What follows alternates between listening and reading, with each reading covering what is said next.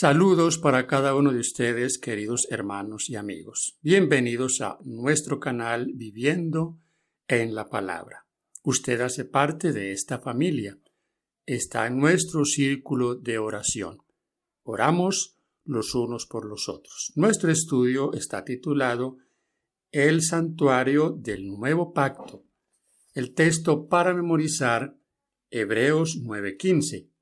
Por eso Cristo es mediador de un nuevo pacto, para que los llamados reciban la herencia eterna prometida.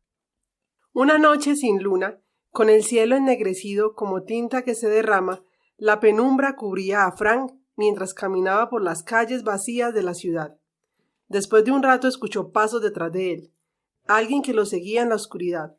A continuación, la persona lo alcanzó y le dijo: «¿Frank, el impresor?» «Sí, soy yo. Pero, ¿cómo lo supo?» «Bueno», respondió el extraño, «yo no lo conozco, pero conozco muy bien a su hermano, e incluso en la oscuridad sus gestos, su forma de caminar, su figura me recordaron tanto a él que asumí que usted era su hermano, porque me dijo que tenía uno». Esta historia revela una verdad poderosa con respecto al servicio del santuario israelita. La Biblia dice que era una sombra, una figura, una imagen del verdadero. En este estudio veremos por qué Dios quería que los israelitas construyeran un santuario. ¿Qué nos enseña el santuario acerca de Cristo como nuestro sustituto? ¿Qué hace Jesús en el cielo como nuestro representante? Nuestra parte para el domingo, relaciones. ¿Qué son relaciones, queridos? Nuestras relaciones familiares, relaciones de pareja, relaciones de amigos. Todo está siempre ligado a cómo nosotros nos relacionamos. Escuchen lo que dice Levíticos 26, 11 y 12. «Y pondré mi morada en medio de vosotros, y mi alma no os abominará. Y andaré entre vosotros, y yo seré vuestro Dios, y vosotros seréis mi pueblo». Según este texto, el Señor busca una relación cercana y amorosa con su pueblo. Ese siempre ha sido el propósito de nuestro Creador desde aquel día cuando nos separamos de Él. Desde que el hombre se separó de Él, Dios ha anhelado tener esa relación cercana. Ahora, ¿cuál es el propósito? Que haya una interrelación, una comunicación. Veamos ahora Éxodo 25:8. «Y harán un santuario para mí y habitaré en medio de ellos». Fíjense en la expresión de Éxodo 25:8. Harán un santuario y habitaré en medio de ellos. No es para el ser humano caído, pecador, mucho privilegio. No es mucho nuestro privilegio que hoy Jesús esté también en el santuario cerca de nosotros.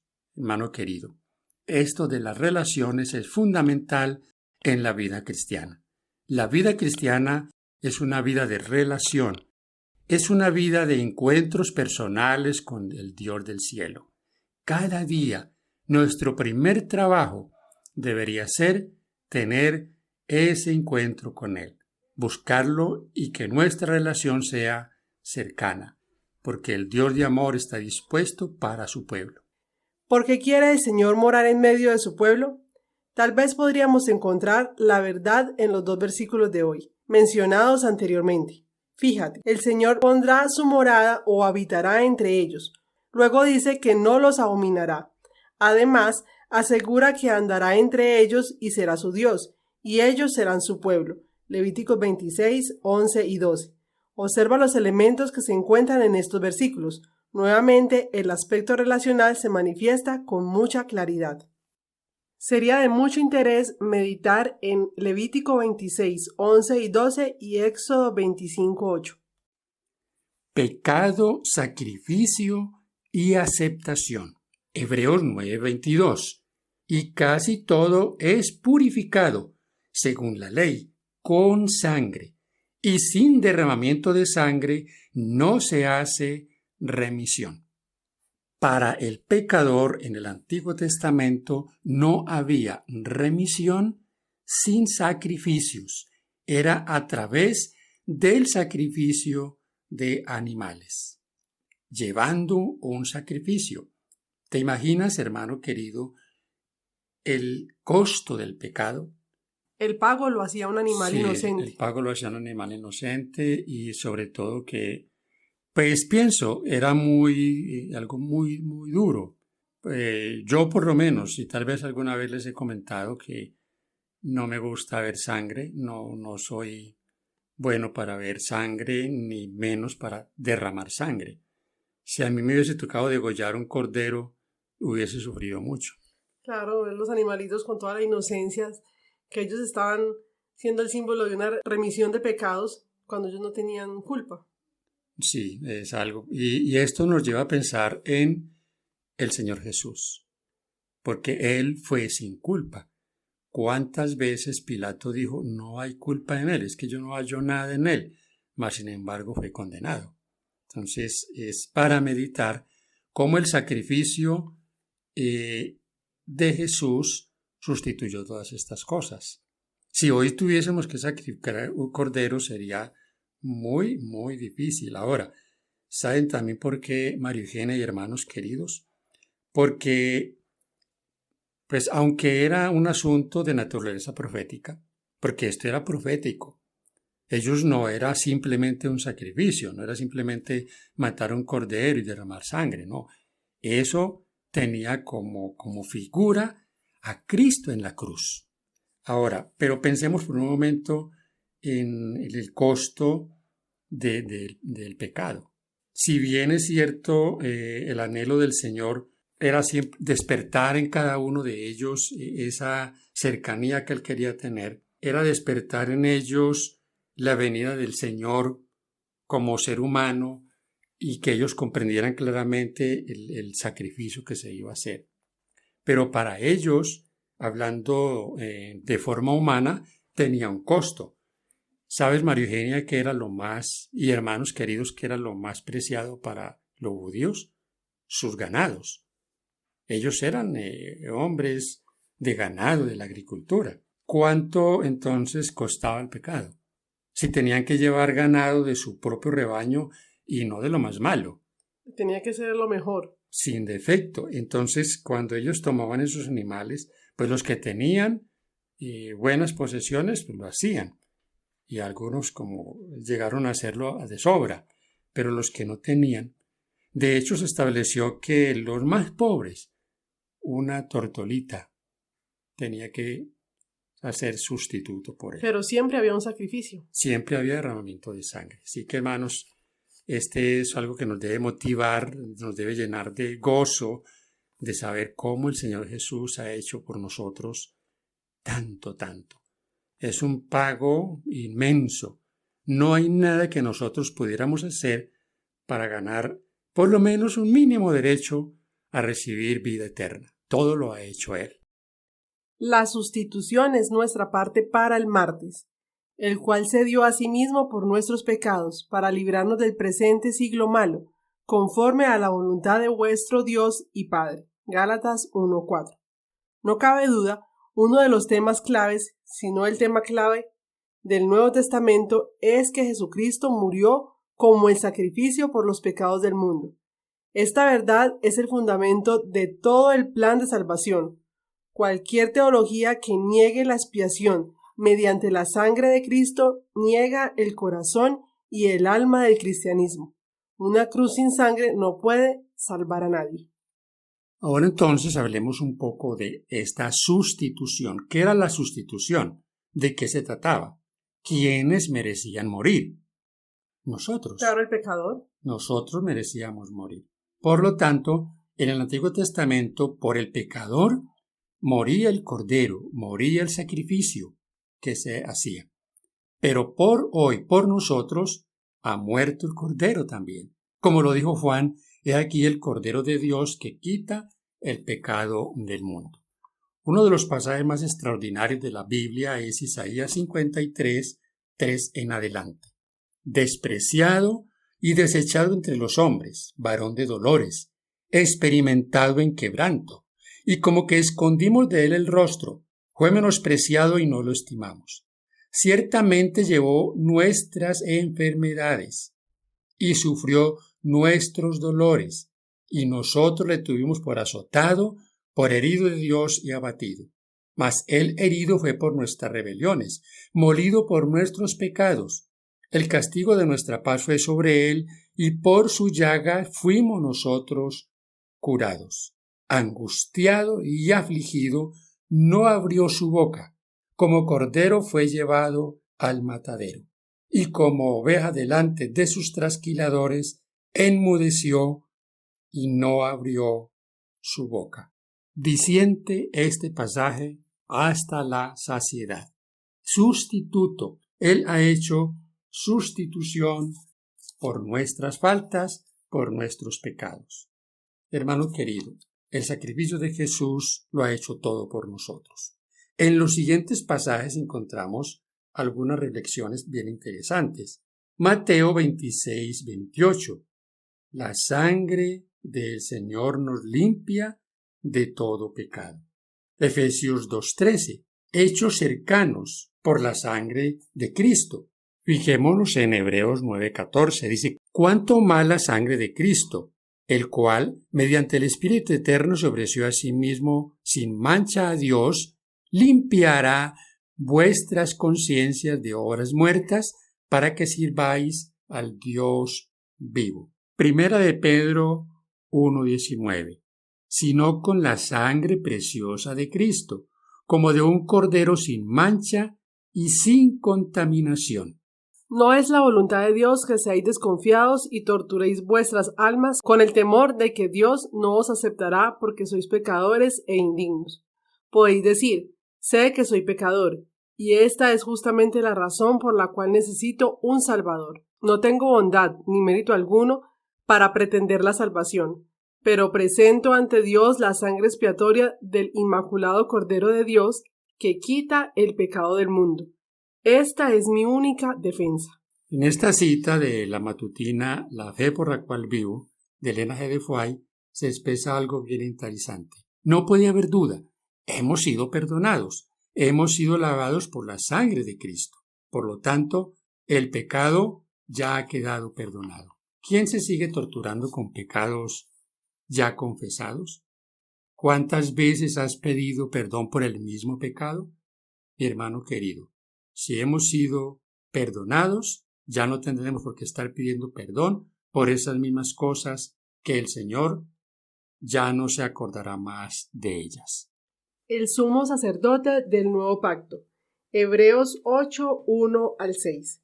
Ahora bien, el punto principal de lo que venimos diciendo es que tenemos tal sumo sacerdote, el cual se sentó a la diestra del trono de majestad en los cielos, ministro del santuario y de aquel verdadero tabernáculo que levantó el Señor y no el hombre, porque todo sumo sacerdote está constituido para presentar ofrendas y sacrificios, por lo cual es necesario que también éste tenga algo que ofrecer. Así que, si estuviese sobre la tierra, ni siquiera sería sacerdote, habiendo aún sacerdotes que presentan las ofrendas según la ley, los cuales sirven a los que es figura y sombra de las cosas celestiales, como se le advirtió a Moisés cuando iba a erigir el santuario, diciéndole, mira, haz todas las cosas conforme al modelo que se te ha mostrado en el monte, pero ahora tanto mejor ministerio es el suyo, cuanto es mediador de un mejor pacto, establecido sobre mejores promesas. Debo decirles, mis hermanos queridos, que este asunto del sumo sacerdote del nuevo pacto es un asunto vital en el plan de salvación. Lamentamos también que el mundo cristiano no tome estas cosas, no las comprenda, ni siquiera las debata. Esta doctrina, la doctrina del santuario celestial, de Cristo como mediador por nosotros, allá en el lugar santísimo, es una doctrina, podríamos decirlo, exclusivamente adventista del séptimo día. ¿Cuántos no saben esto? ¿Cuántos ignoran que nuestros pecados deben ser llevados todavía al santuario? Este ministerio, que fue un ministerio hecho por los israelitas en el Antiguo Testamento, es un ministerio que aún nos presenta a Cristo hoy ministrando por nosotros. Así que qué importante es que el mundo cristiano comprendiera estas cosas, porque es vital el plan de salvación. Mi hermano, si mis pecados no entran al lugar santísimo del santuario celestial, no podrá haber expiación. Tal como no podía haber expiación cuando no eran llevados allá en el desierto al lugar santísimo, cuando el sumo sacerdote entraba allí para expiar esos pecados. Por lo tanto, es menester que comprendamos esto cabalmente. No terminó Cristo con su muerte en la cruz.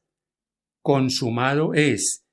Fue consumado el sacrificio, pero debía seguir su sacrificio allá en el cielo, intercediendo por nosotros. Tenemos un intercesor. Así como había un santuario, un sacerdocio y un ministerio terrenales bajo el antiguo pacto, también hay un santuario, un sacerdocio celestial y un ministerio celestial bajo el nuevo pacto. Sin embargo, lo que era solo símbolos, imágenes y una sombra, Hebreos 8:5, en el antiguo pacto, se hicieron realidad en el nuevo pacto. Además, en lugar de un animal amoral como nuestro sustituto, tenemos al Jesús inmaculado. En lugar de sangre animal, tenemos la sangre de Cristo. En lugar de un santuario hecho por el hombre, tenemos aquel verdadero tabernáculo que levantó el Señor y no el hombre, Hebreos 8:2. Y en lugar de un sacerdote humano, pecador y sujeto a error, tenemos a Jesús, quien ministra en nuestro favor como sumo sacerdote. Con todo esto en mente, medita sobre las palabras de Pablo. ¿Cómo escaparemos nosotros si descuidamos una salvación tan grande? Hebreos 2:3. Pensamiento para meditar. Pensémoslo. Jesús vivió una vida sin pecado por ti, murió por ti y ahora está en el cielo ministrando en el santuario por ti. Todo esto lo hizo para salvarte de los terribles resultados finales del pecado. Hagamos planes para mañana, en los próximos días, de hablar con alguien sobre esta maravillosa noticia, con alguien que pienses que necesite escucharlo. Practica de antemano lo que vas a decir sobre la base del estudio de hoy. Recuerde, este es un asunto de vital importancia. ¿Tienes algún amigo de alguna iglesia por allí que ni siquiera ha oído hablar de estas cosas? ¿Ni siquiera ha oído hablar que tiene un representante en el cielo intercediendo en el santuario? ¿Jesús, el gran Salvador? Llegamos, mis hermanos queridos, a la parte del jueves, el ministerio celestial. Hebreos 9:24. Porque no entró Cristo en el santuario hecho de mano, figura del verdadero, sino en el cielo mismo para presentarse ahora por nosotros ante Dios. Es claro, y aquí también recordamos lo hablado en nuestro estudio anterior, Cristo como mediador. Pablo claramente nos dice en Hebreos 9:24 que Él entró en el santuario celestial para mediar. Y tenemos un mediador en el cielo. La gran noticia del nuevo pacto es que ahora, gracias a Jesús, los pecadores arrepentidos tienen a alguien que los representa en el cielo ante el Padre. Alguien que ganó para ellos lo que nunca podrían haber obtenido por sí mismos, que es la justicia perfecta, la única justicia que puede permanecer ante la presencia de Dios. Jesús, con esa justicia perfecta, forjada en su vida a través del sufrimiento, Hebreos 2:10, se presenta delante de Dios y reclama para nosotros el perdón del pecado y poder sobre el pecado, porque sin estos no tendríamos ninguna esperanza ni ahora ni en el juicio. En el libro Mensajes Selectos de Ellen G. White, tomo 1, página 313, hay la siguiente meditación. El ángel más encumbrado del cielo no tenía poder para pagar el rescate de un alma perdida. Los querubines y los serafines tienen únicamente la gloria de que han sido dotados por el Creador como criaturas suyas, y la reconciliación del hombre con Dios solo podía realizarse mediante un mediador que fuera igual a Dios, que poseyera los atributos que lo dignificaran y lo declararan digno de tratar con el Dios infinito en favor del hombre y también de representar a Dios ante el mundo caído. El sustituto y garantía del hombre debía tener la naturaleza del hombre, un entronque con la familia humana, a quien había de representar, y como embajador de Dios debía participar de la naturaleza divina, debía tener la unión con el infinito con el fin de manifestar a Dios ante el mundo y ser un mediador entre Dios y los hombres. Y Jesús continúa: así como me confiesen ante los hombres, los confesaré ante Dios y los santos ángeles. Han de ser mis testigos en la tierra, conductos a través de los cuales pueda fluir mi gracia para sanar al mundo. Así también seré vuestro representante en el cielo. El Padre no considera vuestro carácter deficiente, sino que los ve revestidos de mi perfección. Soy el medio a través del cual les llegará las bendiciones del cielo. Todo el que me confiese por compartir mi sacrificio por los perdidos será confesado como participante en la gloria y el gozo de los redimidos. Deseado de todas las gentes, página 329. Vale la pena reflexionar en este punto tan importante de esta lección. Un mediador. ¿Qué significa, hermano y amigo querido, que este mediador sea algo práctico en mi vida diaria? ¿Qué significa esa relación con él? ¿Qué significa tener un representante en el cielo? Jesús, uno que era con el Padre, ha venido a dar su vida por nosotros. ¡Qué gran bendición! ¡Qué privilegiados somos nosotros de haber conocido este mensaje! Que Dios te bendiga. Que Dios nos lleve cada día a tener una experiencia con Él viva. Bendiciones.